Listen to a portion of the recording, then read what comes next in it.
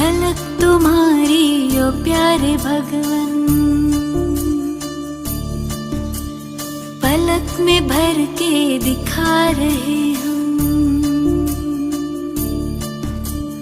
फलक से हम यही गा रहे। कराने वाला करा रहा है, करनहार हम किए जा रहे। ओम शांति। झलक तुम्हारी ओ प्यारे भगवन, फलक से तुम दिखा रहे हो, कराने वाला करा रहा है, करनहार हम किए जा रहे हैं। तो परमात्मा जो है, जब हमारी उसके प्रति प्रतिबद्धता, हमारा कमिटमेंट उसके प्रति बढ़ जाता है, जब हमारा मन उसमें लग जाता है, जब पूर्णतया हम उसको मन बुद्धि से समर्पित हो जाते हैं, तो वो फिर अपनी झलक दिखाता है। आप देखो कि परमात्मा जो है ये गुप्त है, लेकिन अचानक जब वो हमारे जीवन में कुछ ऐसे कार्य कर जाता है तो हमारे आश्चर्य का ठिकाना नहीं रहता है कि कैसे भगवान हर कदम पर आकर हमारी मदद करता है। लेकिन जब हमारे जीवन के अंदर एक बल और एक भरोसा रहता है, जब एक परमात्मा का बल और एक पर ही भरोसा है, तो हमारे जीवन के अंदर शक्ति की जागृति होती है। एक बार की कहानी बताते हैं कि एक बार एक राजा ने अपने प्रजा के अंदर ये घोषित कर दिया कि पूर्णिमा के दिन महल के सामने जो प्रांगण है वहाँ पर मूल्यवान वस्तुएं रखी रहेंगी। जो व्यक्ति जिस वस्तु पे हाथ रख देगा वो वस्तु उसकी हो जाएंगी, और ये खेल केवल 15 मिनट का रहने वाला है। तो अचानक वो प्रांगण का दरवाज़ा खुलता है और लोग दौड़े दौड़े आते हैं। कोई किसी वस्तु पे हाथ रखने जाता है, कोई किसी वस्तु पे हाथ रखने जाता है। लेकिन एक फ़कीर जो रहता है, फ़कीर अर्थात जिसे कोई फ़िक्र नहीं, जो अपने परमात्मा की धुन में मगन रहता है, वो बिल्कुल आराम से चलते चलते आता है। तो लोग सोचते हैं कि ये क्या मूर्ख है कि सभी तो मूल्यवान वस्तुओं के लिए भाग रहे हैं और ये आराम से आता है। धीरे धीरे आता है और वो राजा के सिर पर हाथ रख देता है। भी राजा ने कहा कि जिस चीज़ पे आप हाथ रखेंगे वो सब आपकी। तो राजा के सिर पर हाथ रख देता है कि राजा ही मेरा हो गया तो राजा की हर वस्तु मेरी होगी।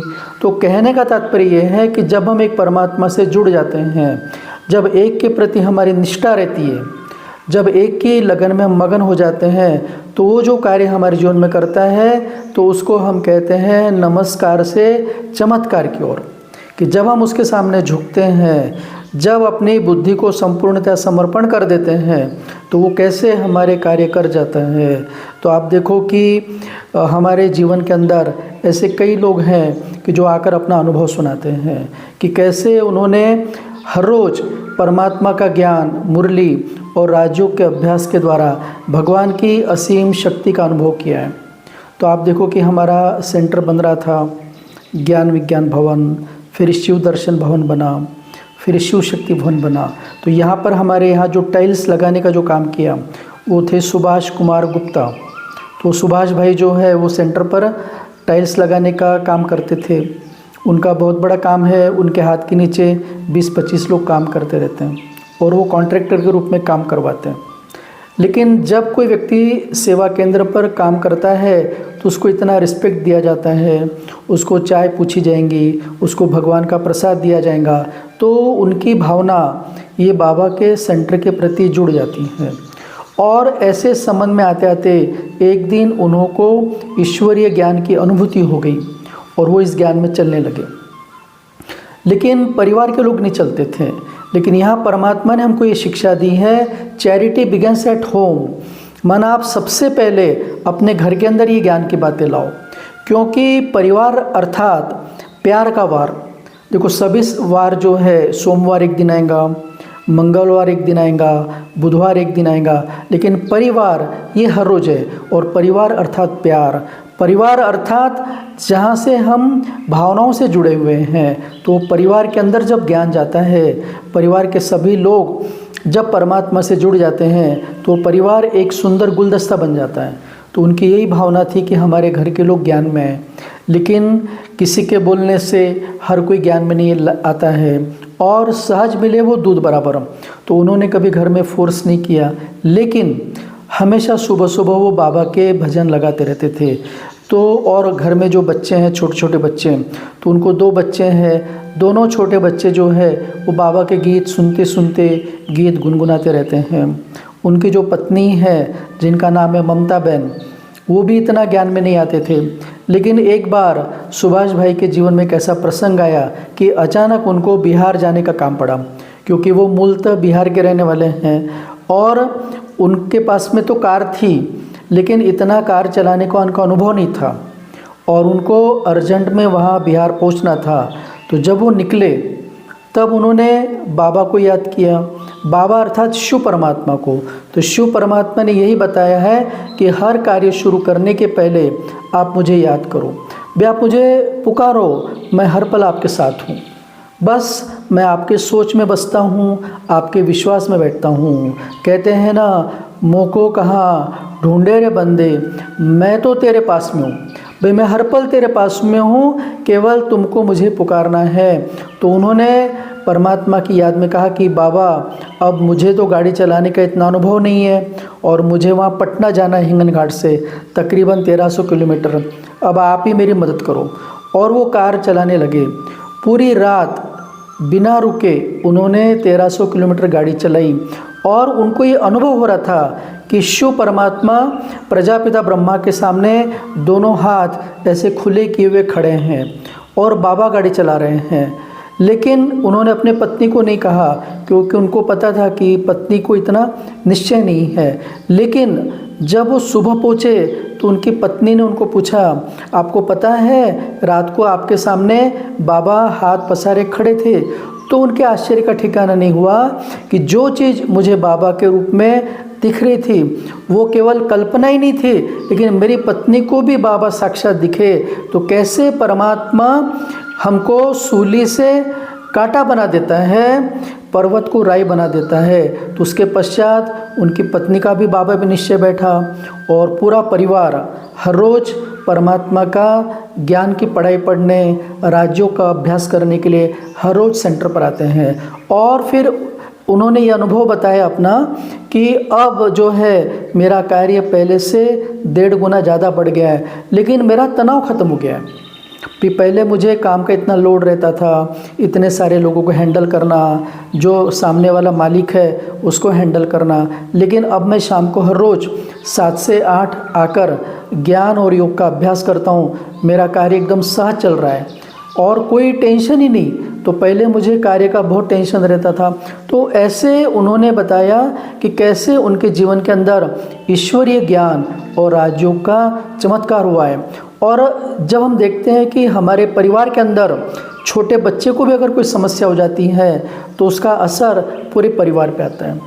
और इसीलिए अब छोटे बच्चों को तो इतना ज्ञान नहीं समझता है, लेकिन बच्चे हमको अनुकरण करते हैं। तो जब हम परमात्मा की याद में बैठते हैं, शांत रहते हैं, बच्चों को आज हम पैसा कमाना तो सिखाते हैं, लेकिन जीवन जीने की कला नहीं सिखाते हैं कि वो जीवन जिसके अंदर आध्यात्म का तालमेल हो, आध्यात्म का सामंजस्य हो, तो हमारा जीवन जो है ये हीरोतुल्य होता है।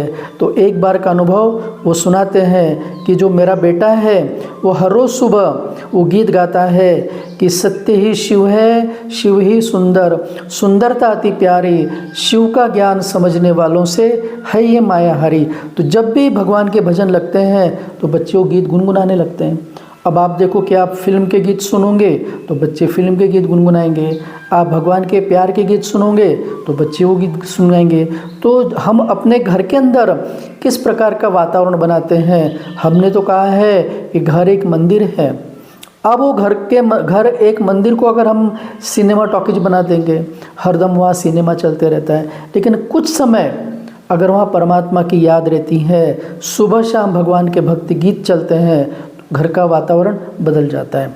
तो एक बार का प्रसंग सुभाष भाई ने हमको सुनाया कि वो अपने परिवार के साथ शेगांव गए, गजानन महाराज के मंदिर।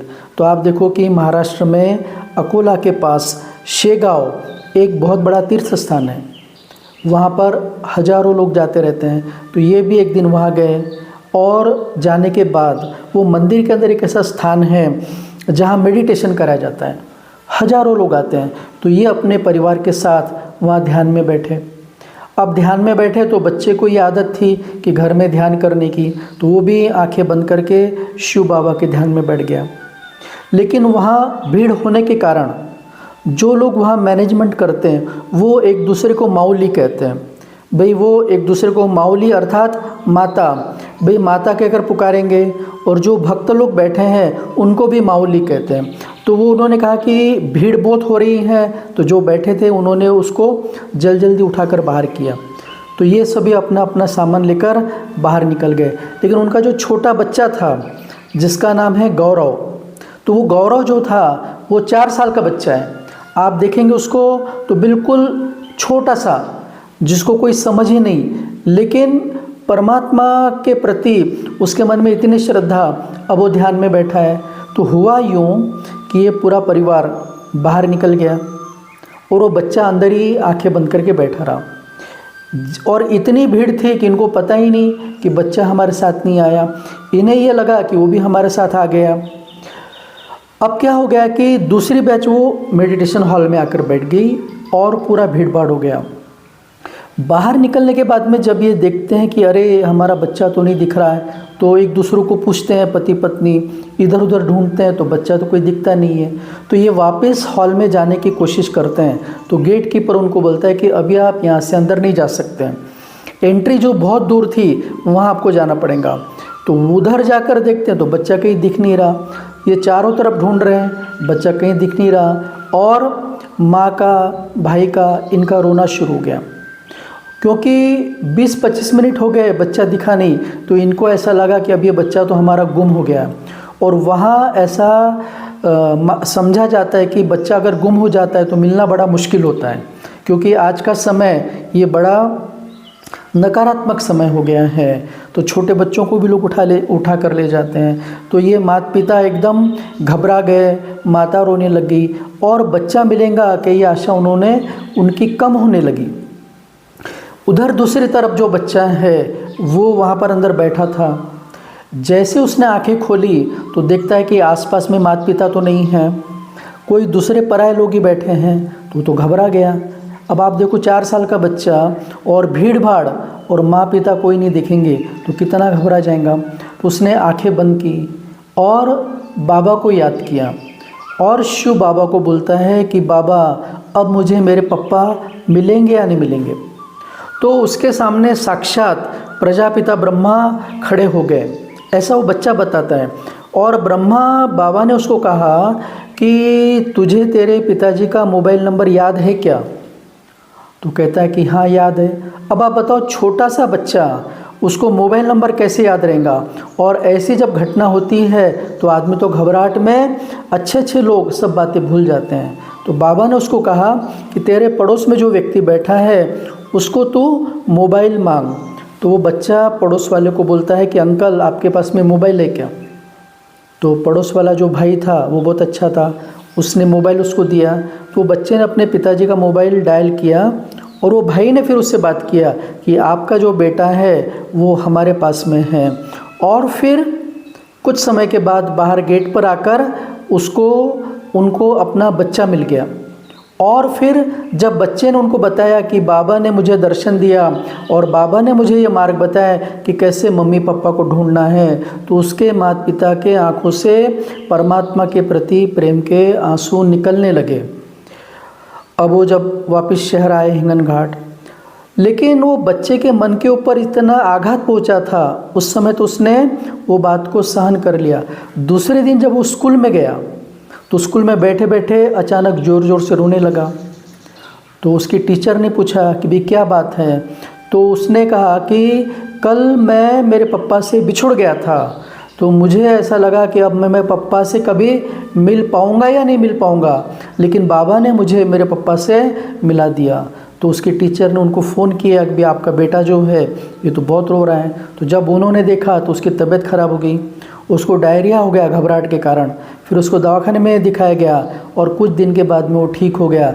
तो कैसे परमात्मा तकलीफ़ के समय, जब संसार का कोई सहारा हमारे काम नहीं आता है, उस समय कैसे परमात्मा आकर अपने बच्चों की रक्षा करता है। और इसलिए कहते हैं कि जिसका साथी है भगवान, क्या बिगाड़े उसका आंधी और तूफान। तो इस प्रकार परमात्मा की शक्ति का चमत्कार हमने देखा कि किस प्रकार अगर हम हर रोज़ मन से उसको नमस्कार करते हैं तो चमत्कार अर्थात कोई जादू टोना नहीं है, चमत्कार अर्थात अचानक एक लॉटरी के रूप में या एक वरदान के रूप में वो हमारे सामने आ जाता है और हमारे सब काम पूरे कर जाता है।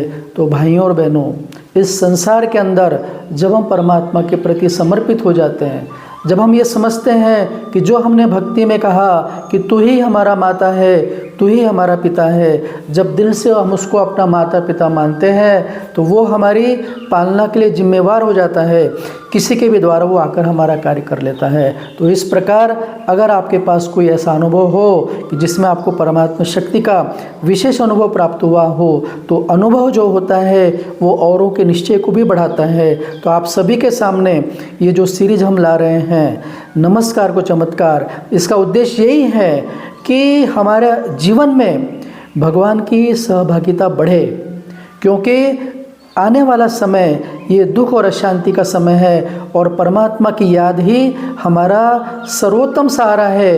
वो परमात्मा है जो बिना शर्त हमारी मदद के लिए हर पल तत्पर रहता है। केवल हमारी एक पुकार की ज़रूरत है, निश्चय की पुकार, आशा की पुकार, विश्वास की पुकार, जो उसको धरती पर लेकर आती है। अच्छा, ओम शांति।